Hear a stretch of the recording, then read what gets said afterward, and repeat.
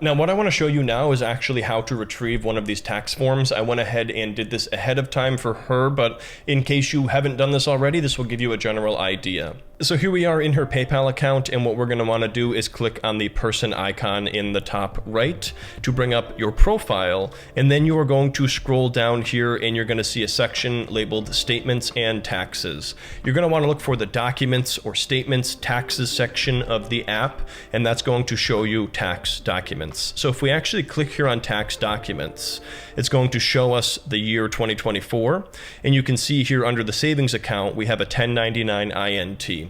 If we click on that, it's going to bring up the tax document, and you could actually zoom in on it here and see that the interest income here is $63.57. So this is a 1099 INT. This is an example of a tax form, and this is what we're going to be inputting here as we go through Cash App, or you'll be using whatever your tax preparing software is.